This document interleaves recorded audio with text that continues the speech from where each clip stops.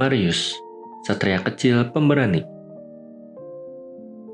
Di sebuah kerajaan, berdirilah sebuah kastel yang besar. Tidak ada seorang pun yang berani mendekatinya. Di sana, ada sebuah menara tinggi. Di dalam menara itulah Putri Isabel ditahan. Selama bertahun-tahun, dia menanti seorang satria yang akan menyelamatkannya. Bahkan, dia sudah cukup lama menantinya. "Satriaku sedang apa ya?" katanya dalam hati. Apakah dia takut pada parit yang penuh dengan belut listrik? Apakah dia takut pada raksasa yang menjaga kastel? Atau dia takut pada penyihir yang menahanku di kastel ini? Tidak ada seorang pun yang berani menyerang kastel penyihir itu. Semua orang sangat takut. Semua orang, kecuali si kecil Marius. "Tidak," kata ibunya. "Kamu tidak boleh keluar rumah sendirian." "Mustahil. Tidak ada baju zirah yang seukuran tubuhmu," kata ayahnya. "Kamu lucu. Bagaimana caranya kamu bisa mengalahkan monster-monster itu?" kata kakak laki-lakinya sambil tertawa. Marius memang hanya anak kecil. Dia tidak lebih besar daripada sebuah bangku, tapi dia memiliki jiwa pemberani. Suatu hari, orang tuanya tidak ada di rumah. Keadaan itu dimanfaatkan Marius untuk pergi menyelamatkan Putri Isabel. Dia pun mengenakan baju zirah paling kecil yang ditemukan. Baju zirah itu sangat kebesaran untuknya, tapi apa boleh buat. Marius mengambil katapelnya. Dia menarik ketapelnya, seolah tak seorang pun bisa melakukan seperti dia.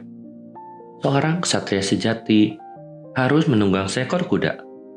Tapi tidak ada seekor kuda pun yang cocok dengan ukuran badannya. "Temanku Lucius, maukah kamu kujadikan tungganganku seperti kuda?" tanya Marius. Lucius adalah anjing peliharaan keluarganya, dan anjing itu tak pernah menolak untuk jalan-jalan.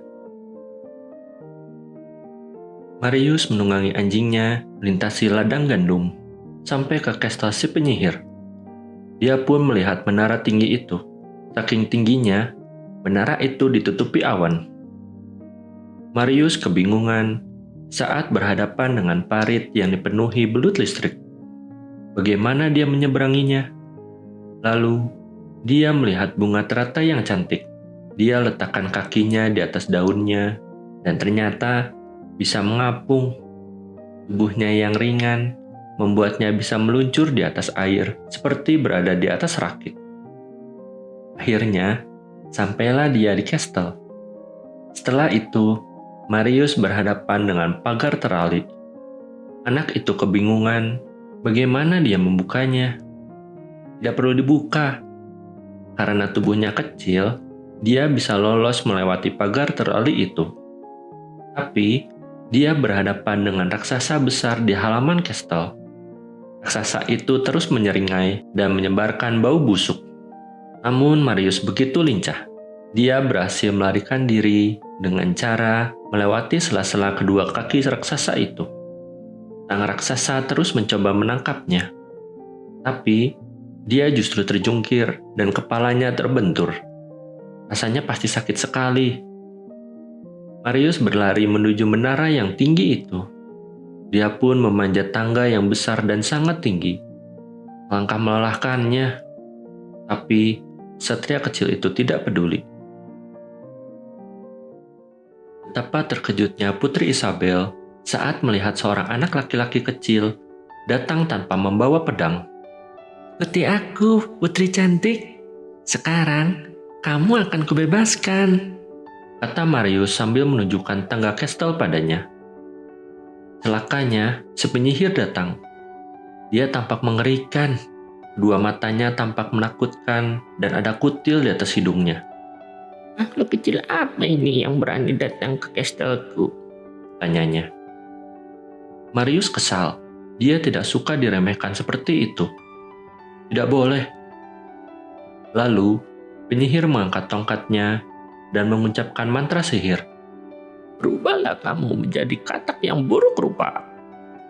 Dengan cepat, Marius mengeluarkan ketapelnya dan meluncurkan sebuah batu tepat di depannya.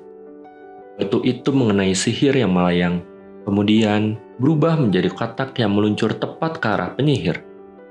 Si penyihir jatuh terlentang. Marius dan Putri Isabel memanfaatkan keadaan itu untuk melarikan diri. Mereka menuruni tangga dan berhasil keluar dari kastel yang menakutkan. Saat kembali ke desa, semua orang terheran-heran. Belum pernah tercatat dalam sejarah ada seorang anak laki-laki yang berhasil meraih keberhasilan yang luar biasa seperti itu. Jadi, tidak harus bertumbuh besar untuk menjadi hebat. Yang terpenting, jadilah pemberani.